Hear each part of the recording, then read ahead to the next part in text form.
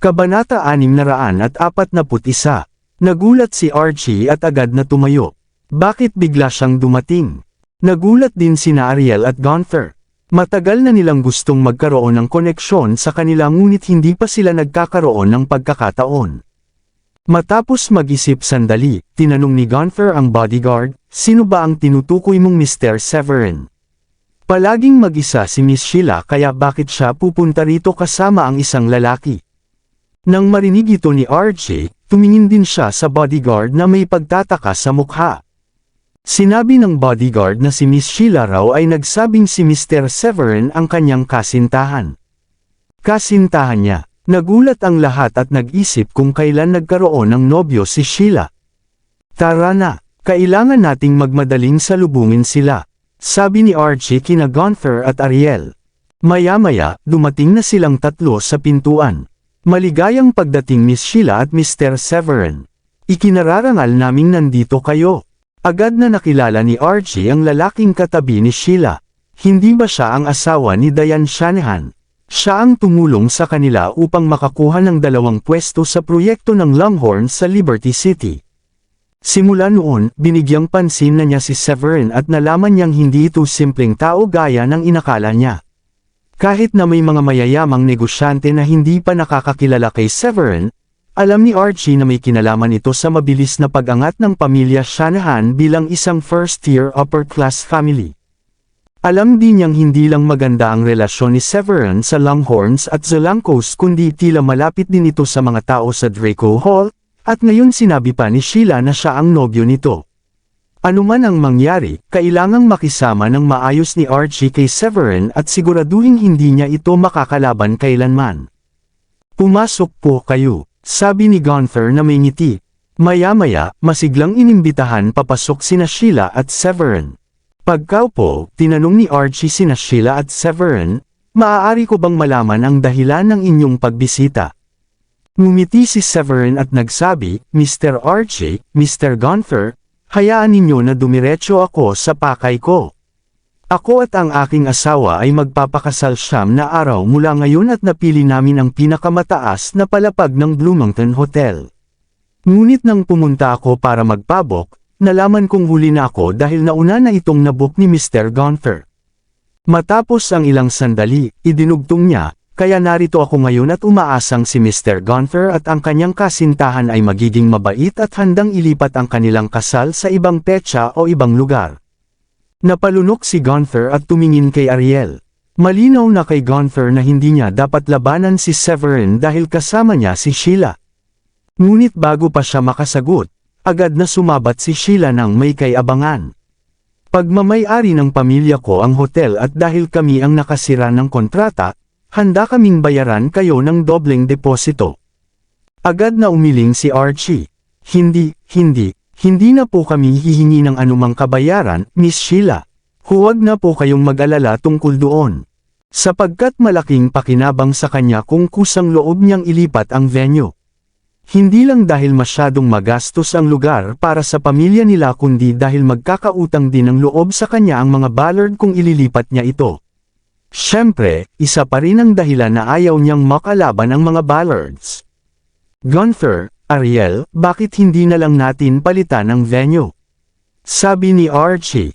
Hindi natuwa si Ariel sa sitwasyon. "Wala akong problema sana kung hindi lang dahil na ipadala na namin ang mga imbitasyon kahapon. Ano kaya ang sasabihin ng mga bisita kapag nalaman nilang bigla nating pinalitan ang venue?" Matapos pag-isipan, sinabi ni Gunther, "Tama si Ariel. Baka isipin ng mga bisita na wala tayong pera para sa kasal sa Bloomington Hotel kapag bigla tayong nagpalit ng venue. Paano kung baguhin na lang natin ang petsa?" Ngumiti bigla si Severin at nagsabi, "Tama ka Mr. Gunther. Pangit nga namang tingnan para sa pamilya ninyo kung bigla kayong magpalat ng venue. Paano kung ipagpaliban na lang ninyo ang kasal ng 1 o 2 araw? Maaari ninyong sabihin sa mga bisita na nagkamali ang mga tauhan ng hotel sa bukang." Mapait ang ngiti ni Archie. Ganoon din ang nasa isip niya. Sa huli, ngumiti siya at nagsabi, "Oo, iyon na lang ang gagawin natin. Ipapadelay namin ang kasal ng 1 o 2 araw. Huminga ng maluwag si Severin at nagsabi ng may bukas palad, "Salamat sa pagbibigay ng venue sa akin, Mr. Archie at Mr. Gunther. Para ipakita ang aking pasasalamat, hayaan ninyong ako na ang magbayad ng lahat ng gastos sa kasal." Agad na umiling si Archie. Hindi, sobra naman ang pagiging bukas palad ninyo, Mr. Severin, masyado ng marami yon. Oo nga, hindi namin matatanggap ang alok ninyo, Mr. Severin, dagdag ni Gunther ng mapagpakumbaba, kahit sa loob-loob niya ay tuwang-tuwa siya sa alok. Hindi ko tatanggapin ang pagtanggi ninyo kaya desidido na ito. Sheila, alamin mo kung magkano ang venue, pagkain, inumin, at lahat ng gastos sa kasal. Sabihin mo sa akin kapag kumpleto na ang halaga at ipadadala ko agad ang pera, sabi ni Severin habang nakangiti. Napairap si Sheila kay Severin at nahihiyang nagsabi, "Loko ka talaga, dahil sa relasyon natin, wala nang kailangan pang magpakaselan. Ang hotel na ang sasagot sa lahat ng gastos. Ituring mo na lang itong regalo ng pamilya ko para sa kasal.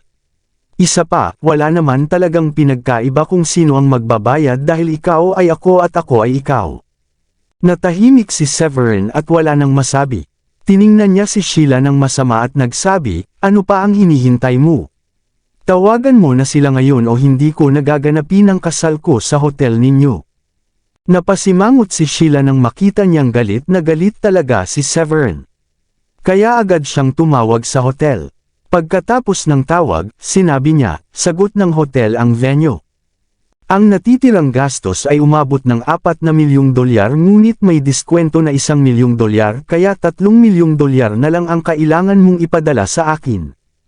Nagulat sina Archie, Gunther, at Ariel sa narinig nilang malaking halaga na parang wala lang. Para kay Sheila na bigyan si Severin ng $1 milyong na diskwento, ibig sabihin ay tunay na gusto niya ito.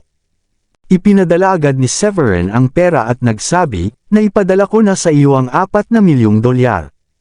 Hindi ko kailangan ng diskwento.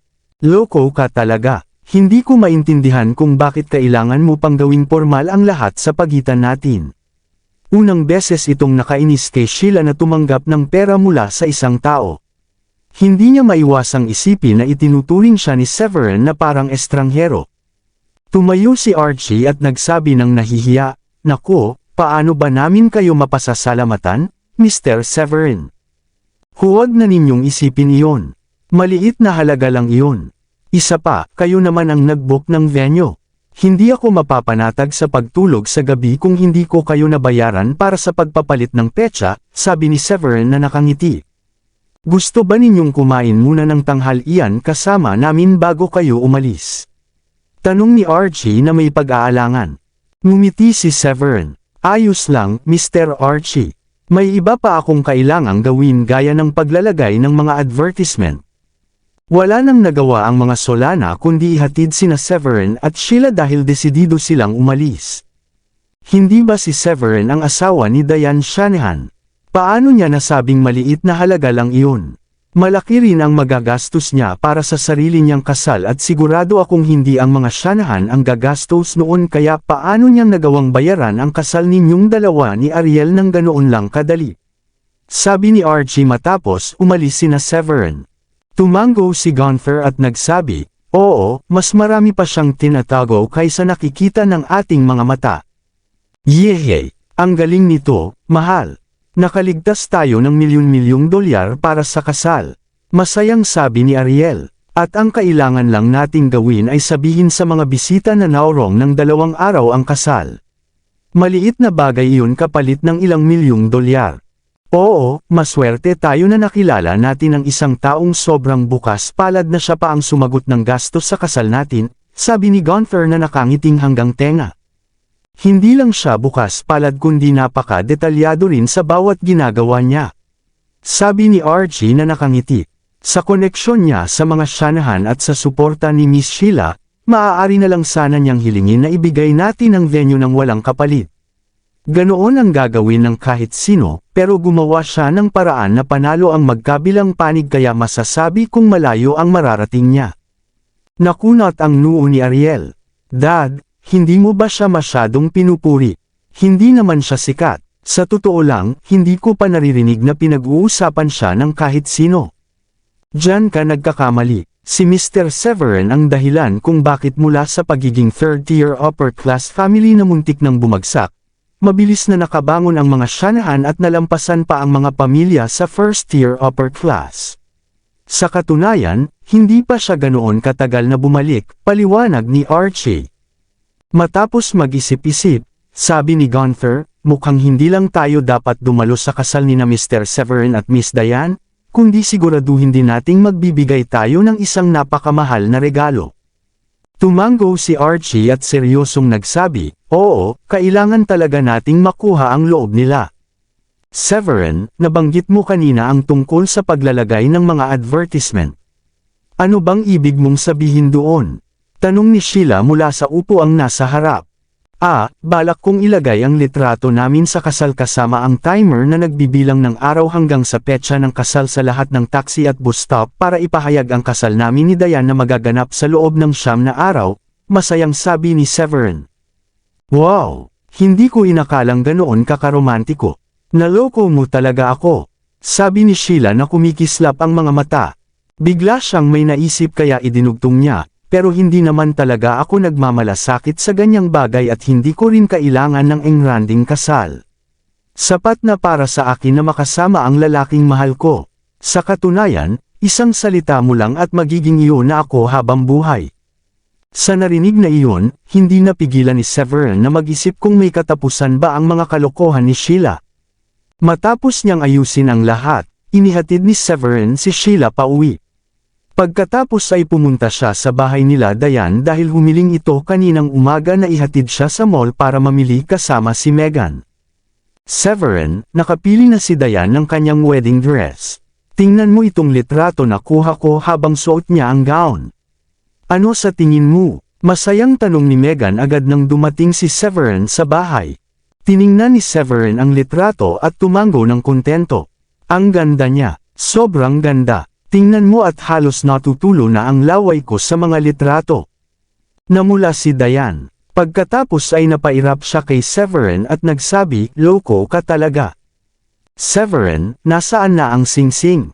Hindi ba sabi mo ay bibili ka? May nakita ka bang nagustuhan mo?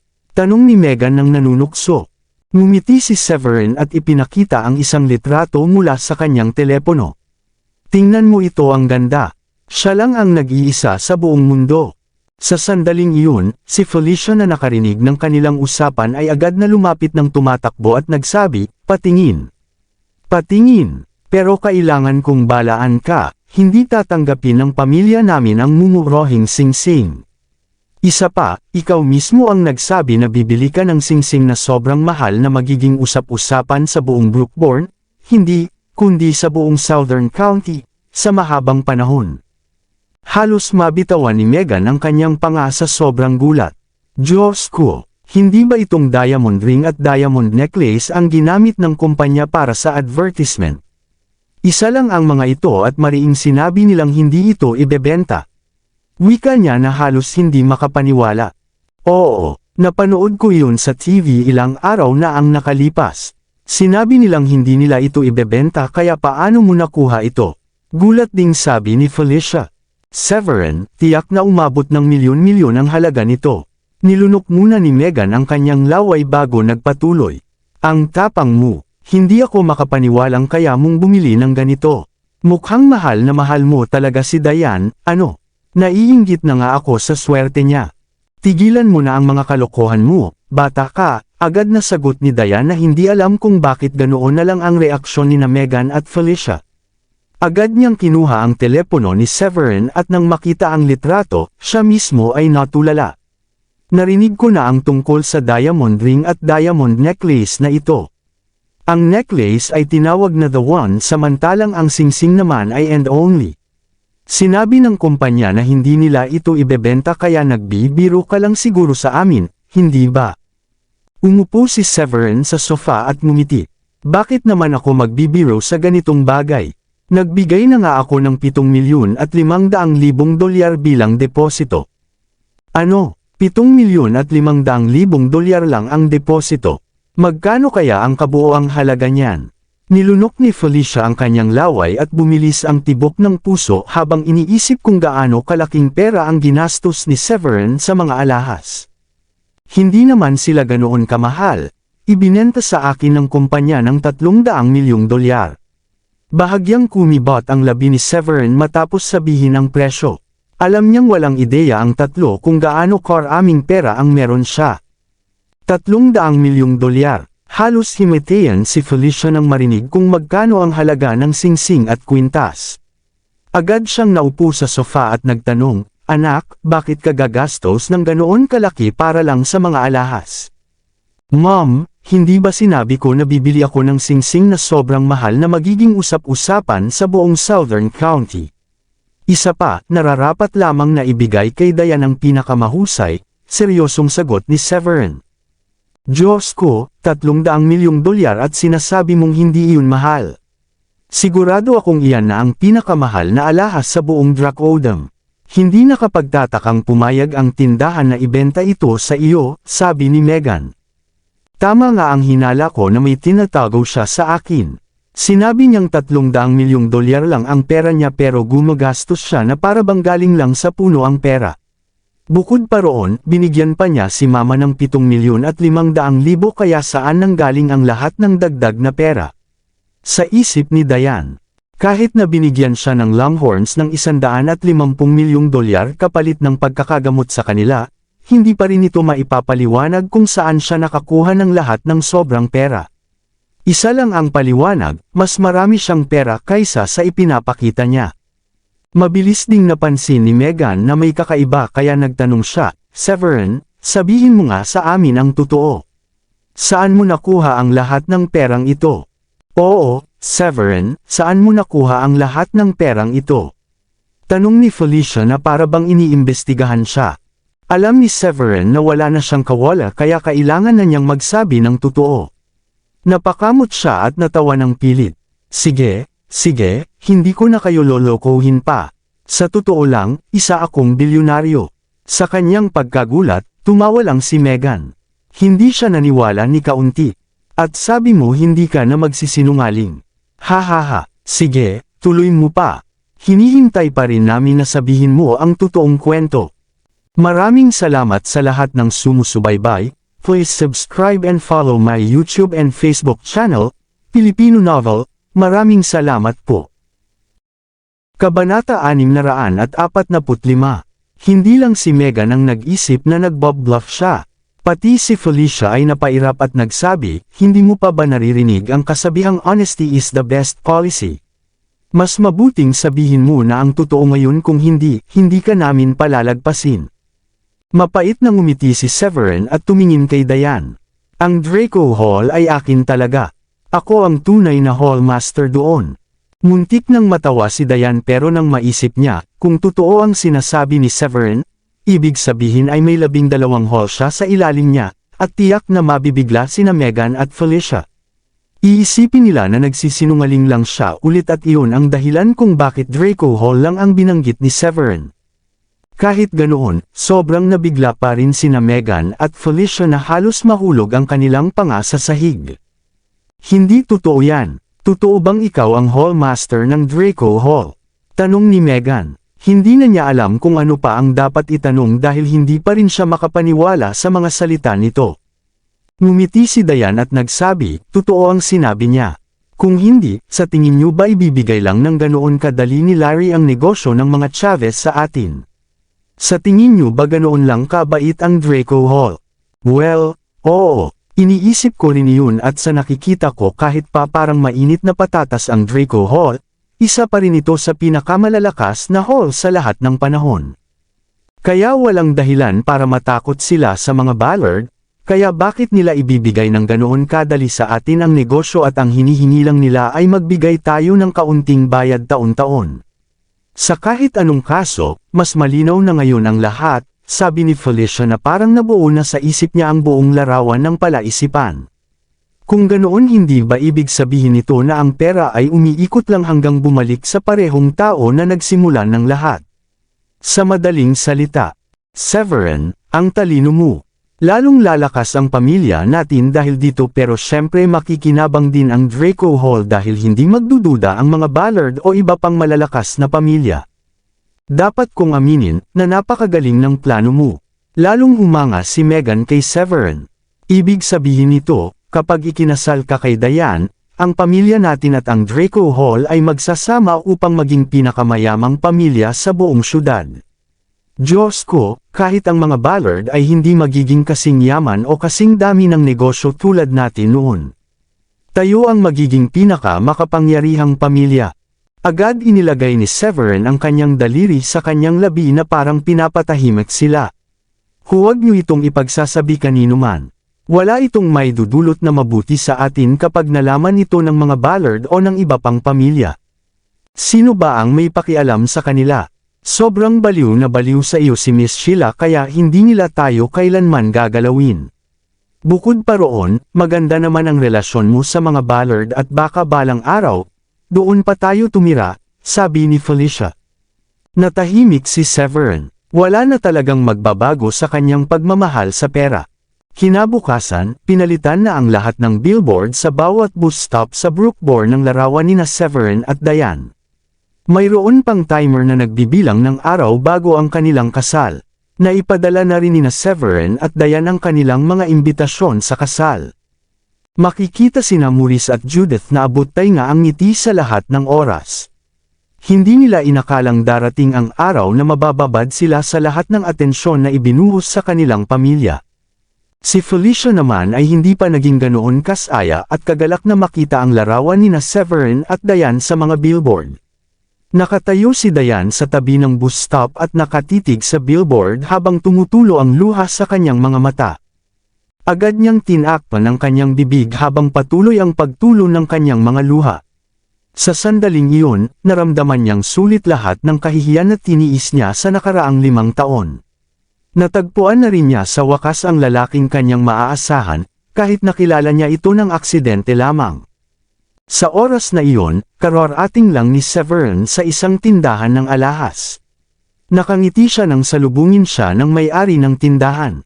Inakala niyang matutuwa rin itong makita siya ngunit sa halip, napakunot ito ng noo at halatang hindi natuwa sa kanyang pagdating. My deepest apologies Mr. Severin. Yumuko ang babae at nagsimulang manginig. Alam niya na ang mga kagaya niya ay hindi pwedeng makipagsabayan sa isang taong kayang magdeposito ng 7.5 milyon nang hindi man lang nagdadalawang isip. Kitang-kita ang takot niya sa paraan ng kanyang pagsasalita. Biglang sumeryoso ang ekspresyon ni Severin. Ano ang ibig sabihin nito? Ibig mong sabihin hindi mo ibebenta sa akin ang mga pirasong balak kong bilhin. Nagdeposito na ako para doon. Ang agresibong ekspresyon niya ay nagpagulat sa babae hanggang sa ito'y napaluhod upang makiusap na pumili na lang ng iba. Nakikiusap ako sa iyo Mr. Severin. Pumili ka na lang po ng ibang singsing at kwintas. Tumayo ka at sabihin mo sa akin ang nangyayari. Ayokong isipin ng iba na inaapi kita. Napalitan ng pagkadismaya ang mukha ni Severin. Bukod pa sa pagbabayad ng deposito para sa kwintas at singsing, ipinagyabang pa niya ito kina Diane, Felicia, at sa lahat. Alam na alam niyang sa ugali ni Felicia, siguradong sinabi na nito sa mga kamag-anak ng Shanahans ang tungkol dito. Hindi kailanman nakapagpigil si Felicia kung may pagkakataon na makapagyayabang. Kaya naman napaka-importante kay Severin na makuha mismo ang mga alahas na iyon. Tumayo ang magandang manager ng tindahan na may mapait na mukha at nagsabi, hindi ko alam ang eksaktong detalye, pero dumating ang regional manager ng South County at sinabi niyang hindi ka pwedeng magkaroon ng kwintas at singsing na binayaran mo. Sinabi niya na may isa pang anak ng big shot na ikakasal din sa parehong araw ng kasal mo. Kahit na pareho ang presyo ng binayaran, wala kaming magawa kundi unahin sila. Nagbayad pa sila ng 45 milyon bilang kabayaran sa abala. Napakuyom ng kamao si Severin at napamura, at gustong sampalan ang babaeng nasa harapan niya. Pero napagtanto niyang wala itong kasalanan kaya agad niyang pinigilan ang galit. Tinanong niya, big shot daw. Anong klaseng big shot? Gusto ba nilang magkaroon ng kaaway sa pamamagitan ng pagkuha sa bagay na dapat ay sa akin? Natakot ang nakaluhod na manager ng tindahan matapos marinig ang kanyang pagbabanta at dali-daling nagpaliwanag sa malumanay na boses, Mr. Severin, sigurado akong malaki ang kapangyarihan mo rito sa Brookborn at maganda ang iyong estado dito, pero ang big shot na iyon ay hindi taga rito. Ang punto ay hindi mo siya kayang labanan. Nakikiusap ako, palampasin mo na lang ito kahit ngayon lang, pakiusap. Napakalamig ng ngiti ni Severin matapos marinig ang sinabi. Palampasin, nagbayad na ako ng deposito kahapon, pero kinuha ng big shot na iyon ang mga alahas na dapat ay para sa akin. Ang kapal ng mukha nilang bayaran lang ako nang hindi man lang ako binigyan ng abiso o inaya man lang na makipag-usap. Kung sino man iyon, siguradong gusto niyang mamatay. Agad niyang binigyang diin, sino ang regional manager ninyo? At nasaan siya ngayon? Gusto ko siyang makausap. Gusto kong malaman kung sino ang big shot na iyon at bakit hindi ko siya dapat labanan. Pero, napakunot nuo ang babaeng store manager sa hirap ng sitwasyon. Nang itim ang mukha ni Severin at nagsabi, kung hindi mo sasabihin, pwede kong ipadala ang mga tauhan ng Draco Hall dito para patayin ka. Dahil sa banta niyang iyon, napilitang magsalita ang babae. Kagabi lang siya dumating kaya malamang nagpapahinga pa siya. Hindi ko alam kung gising na siya ngayon. Ang alam ko lang ay Phoebe ang pangalan niya at sa Bloomington Hotel siya nakatira. Iyon lang talaga ang alam ko, ipinapangako ko. Phoebe, sabi mo. Malamig ang ekspresyon ni Severin habang agad niyang nilisan ang lugar at nagmaneho papunta sa Bloomington Hotel. Di nagtagal, dumating si Severin sa lobby sa ibaba. Mr. Severin, bakit kayo nandito? Masayang binati siya ng mga tauhan ng hotel nang makita siyang dumating doon. Nananatiling sariwa sa kanilang isipan ang nangyari noong nakaraang araw kung saan ang kanilang matabang kasamahan ay agad na natanggal at napalitan ang manager. Batay sa tono ni Sheila noong panahong iyon, malamang na magiging asawa si Severin ni Sheila sa hinaharap, na nangangahulugang siya ang magiging amo nila. Dahil dito, lahat ay nakangiti at magalang na yumuko nang makita siyang dumating. Napansin ni Severin ang malaking pagbabago ng kanilang pagtrato kumpara sa nakaraang araw. Hindi niya napigil ang mapangiti ng mapait at nagtanong, maaari niyo bang tingnan sa inyong record kung may isang nagngangalang Phoebe na nag-check-in kagabi? Pakibigay din sa akin ang numero ng kanyang kwarto at bigyan niyo na rin ako ng access card. Posibleng hindi niya ako pagbuksan ng pinto. Sige, papatingnan ko sa receptionist para sa inyo. Agad na umalis ang staff ng hotel at makalipas ang ilang minuto ay bumalik na dala ang isang access card. Mr. Severin, si Phoebe ay nag-check-in sa room 1208 kagabi. Ayos, salamat. Tumango si Severin, kinuha ang room card, at nagtungo sa elevator. Maya-maya, nakarating siya sa silid, isinaswipe card sa pinto, binuksan ito, at diretsyong pumasok. Katatapos lang maligo ng isang magandang babae nang biglang pumasok si Severin sa silid, at nakasuot lamang siya ng kanyang panloob imbes na maayos na damit. Nang makita niyang may biglaang pumasok na hindi kilalang lalaki, unay na bigla siya at agad sumimangot ang kanyang mukha. Gusto mo bang mapatay ka? Tanong ng babae habang tinaas ang paa upang sipain si Severin. Malamig na umungol si Severin, hinawakan ang kanyang paa, na inikot siya ng malakas, at ibinagsak siya sa kama. Pagkabagsak sa kama, mabilis na tumayo ang babae at tinitigan si Severin ng mariin na ekspresyon. Ikaw, hindi ka mamamatay tao. Inatake niya ito kanina dahil inakala niyang pinadala siya upang patayin siya. Hindi mo ako kayang tapatan gamit lang ang attainment mong Grandmaster level. Malamig ang titig ni Severin at kalmado ang mukha nang sabihin niya, nandito ako para makipag-usap, pero pakiusap magsuot ka muna ng damit bago tayo magpatuloy. Huminga ng malalim ang babae at nakaramdam ng ginhawa nang malaman niyang hindi pala siya isang assassin na pinadala upang patayin siya. Matapos isuot ang kanyang nightgown, tinanong ng babae, sino ka? At bakit may access card ka papunta sa kwarto ko? Paano basta-basta na lang binigay sa'yo ng staff iyon? Magrereklamo ako ng formal. Pagkarinig ni Severin sa sinabi niya, siya ay napatawa. Isipin mo na parang ako ang may-ari ng hotel na ito. Ako ang may huling desisyon sa Brookborn, at kung gugustuhin kong patayin ka, matagal ka ng patay. Sino ka? Hindi ko maalala na may na-offend akong katulad mo. Seryosong tumingin si Phoebe kay Severin. Ang lalaking nasa harap niya ay nakakatakot at tiyak na mas mataas ang antas kaysa sa kanya. Pati ang paraan ng pananalita niya ay kayabang-yabang. Ako ang nagbayad ng $7.5 milyong na deposito. Gusto ko ang kwintas at singsing. Hindi na nagpaligoy-ligoy si Severin at diretsyong sinabi, sa loob ng 8 araw, dapat maisuot ng asawa ko ang kwintas at singsing na iyon. Hehe, natawa si Phoebe. Wala sila sa akin ngayon. Nasa punong tanggapan pa ng kumpanya ang 2 alahas. Pero wala akong kapangyarihan dito, dahil nakapagdesisyon na ang HQ na ipadala iyon sa Southlink City bukas. Siguro naman alam mo kung anong klaseng lugar ang Southlink City, at kung anong uri ng tao ang nandoon. Southlink City, napakunot noo si Severin nang marinig iyon. Isa itong napakalaking sinaunang lungsod na may masaganang espiritual na enerhiya. Higit sa lahat, isa ito sa pinakamayamang lungsod sa buong timog na lalawigan kung saan naninirahan ang maraming makapangyarihang pamilya.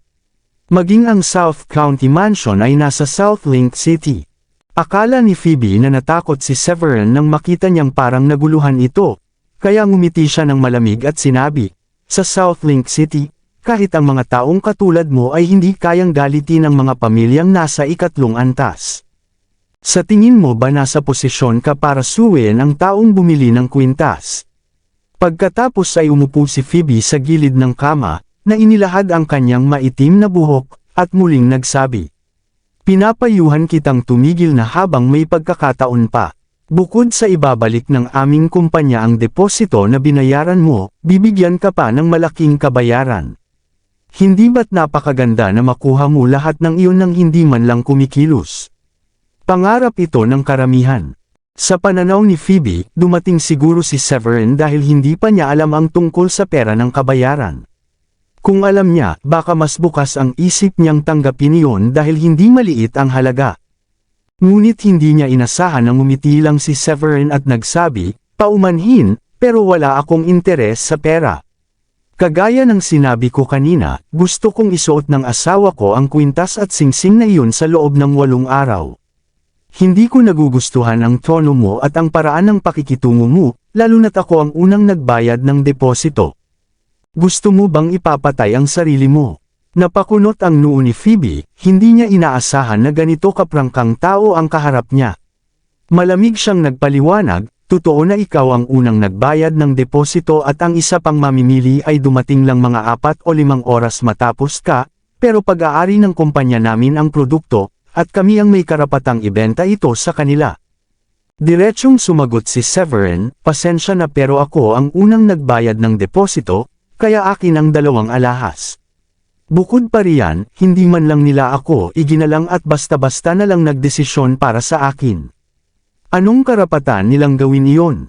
"Anong karapatan?" ang tanong mo. Tumayo si Phoebe, lumapit kay Severin, at nagsabi, "Sa karapatang sila ay mga taong hindi mo kayang banggain. Hindi ba sapat iyon? Marahil isa kang taong nas-anay na lagi mong nakukuha ang gusto mo sa Brookborn at iniisip mong lahat ay nasa ilalim mo. Pero huwag mong kalilimutan na ang Southlink City ay lugar ng lahat ng mga makapangyarihan sa timog na lalawigan." Hindi natakot si Severin sa kanyang mga banta. "Maniwala ka, seryoso akong papabagsakin ang kumpanya ninyo at papatayin ang boss ninyo." Napanginig ang labi ni Phoebe bago siya nagsabi, "May ideya ka ba kung gaano kalakas ang mga taong nasa likod ng aming kumpanya? Kahit ang matatataas na general ay kailangang maging magalang sa aming boss. Sa tingin mo ba sino ka?" Hindi inasahan ni Severin ang ganoong pagbabanta mula kay Phoebe at sinampal niya ito ng walang pag-aalinlangan. "At sino ka ba sa tingin mo? Isa ka lang maliit na regional manager ng And Only Jewelry Corporation sa timog na lalawigan. Anong kapal ng mukha mong magyabang sa harap ko? Ikaw?" Galit na tumitig si Phoebe kay Severin. Pagkatapos ng lahat, ang And Only Jewelry Corporation ay isang makapangyarihang puwersa sa ilalim ng pinakamalalakas na pamilya ng Drakodam. Dahil doon, nagagawa niyang gawin ang anumang gusto at mayabang kahit na mababa lang ang antas niya bilang isang low grandmaster. Hindi kailanman pumasok sa isip niya na ang isang lalaking mula lang sa maliit na bayan ay mangangahas na saktan siya. Ngunit napilitan lang siyang kagatin ang labi at pigilan ang galit dahil alam niyang kahit ang pinakamakapangyarihang tao ay mahihirapang kontrolin ang mga taong walang halaga. Wala rin naman siyang mapapala kung papatayin siya nito dahil lang sa galit. Sabihin mo na, sino ang bumili? Gusto kong malaman kung sino ang hindi ko kayang banggain. Malamig na ngumiti si Severin, at kumuha ng sigarilyo, sinindihan ito, saka lumakad papunta sa gilid ng kama at umupo. Napipilitan si Phoebe at mariing sinabi, sige, sasabihin ko na, ang bumili ay ang pinuno ng South County Mansion. Ang anak niya ay ikakasal din sa parehong araw ng kasal mo, at wala akong magawa kundi sumunod dahil natatakot ang kumpanya namin na makagalit sa kanila. Inakala niyang matatakot si Severin matapos marinig iyon, ngunit nanatili itong walang pakialam at maluwag na sinabi, galing pala sa South County Mansion. Walang kaso iyon. Sabihin mo na lang sa HQ ninyo na ipadala sa akin ang mga alahas. Kung pupunta ang mga tao ng County Mansion sa kumpanya ninyo para manggulo, ituro mo lang sila sa akin. Napanginig ang labi ni Phoebe at hindi makapaniwalang nakatitig kay Severin. Sigurado ka ba? Hindi ka ba natatakot na mapatay? Naniniwala ka ba na mas mainam na galitin ang South County Mansion kaysa tanggapin ang $45 milyong? Tumayo si Severin, at lumapit sa kanya, at may bahagyang ngiti na nagsabi. Pareho pa rin ang pipiliin ko, at iyon ay ang kwintas at ang singsing. Napangisi na lang si Phoebe at nagsabi, kahit hindi ka natatakot mamatay, wala ring silbi kung sasabihin ko sa mga nakakataas na ipadala sa Brookborn ng mga iyon dahil hindi sila makikinig sa akin. Bukas pa rin ihahatid ang kwintas at singsing sa South County Mansion. Ngunit ngumiti si Severin at sinabi, hehe, makikita natin. Ang kwintas at singsing ay ihahatid sa Brookborn kahit anong mangyari. Kapag dumating na iyon, sabihin mo sa manager ng tindahan na tawagan ako para kunin ko. Pagkatapos sabihin iyon, umalis na si Severin habang nakatitig lang si Phoebe sa kanya na labis na nagulat. Pagdating niya sa pinto, huminto siya, lumingon, at ngumiti ng may panunokso sa babae. Pasensya na pala sa nangyari kanina. Hindi ko inasahan na ganito kakaunti ang suot mo matapos mong maligo. Pero ayos lang naman iyon. Isipin mo na lang na nakabikini ka sa tabing dagat. Maswerte ka na nga at may suot ka pa, di ba? Saglit siyang huminto bago nagdagdag, maganda rin naman ang hubog ng katawan mo. Pagkatapos noon, umalis na si Severin nang hindi na lumingon muli. Buwisit. Pagkaalis niya, mariing pinisil ni Phoebe ang kanyang kamao, na lumapit sa pinto, at malakas na isinara ito. Wala kang karapatang magsalita tungkol sa katawan ko. Hindi ako naniniwalang darating bukas dito ang singsing at kwintas. Pagkalabas ng hotel, kinuha ni Severin ang kanyang cellphone at tinawagan si Beryl. May problema ba, Master? Halos maluha sa tuwa si Beryl nang sagutin niya ang tawag ni Severin. Ngumiti lang si Severin at sinabi, plano kong ikasal sa loob ng 8 araw sa Bloomington Hotel sa Brookborn. Tumatawag ako para imbitahan ka kung may oras ka. Wow! Ang ganda naman pakinggan yan. Gagawa ako ng paraan kahit anong mangyari.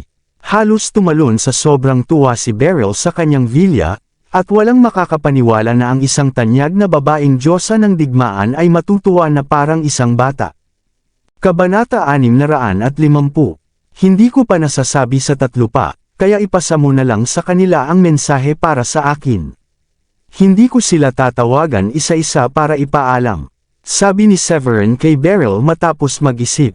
Huwag kang mag-alala, ipinapangako kung ipapaalam ko sa kanila. Sagot ni Beryl na puno ng tuwa. By the way, dagdag ni Severin, may isa pa akong bagay na kailangan ang tulong mo. Sabihin mo lang, hindi ako uulong kahit pa dumaan sa lambak ng mga espada at dagat ng apoy. Mabilis na tugon ni Beryl.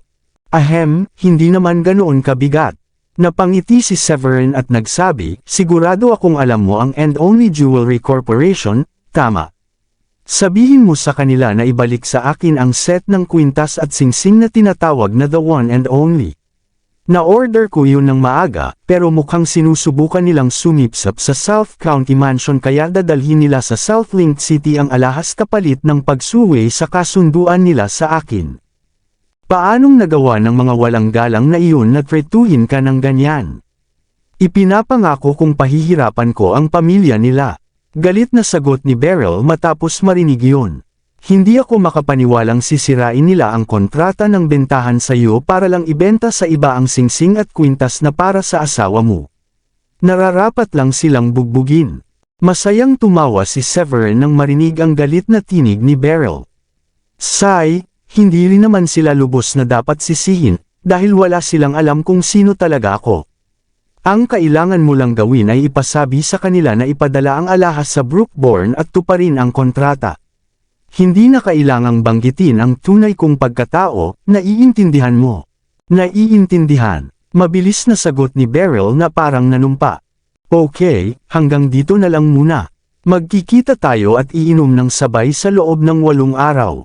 Sabi ni Severin, sa kanya tinapos ang tawag. Pagkababa ni Severin ng telepono, biglang sumimangot si Beryl at sumigaw.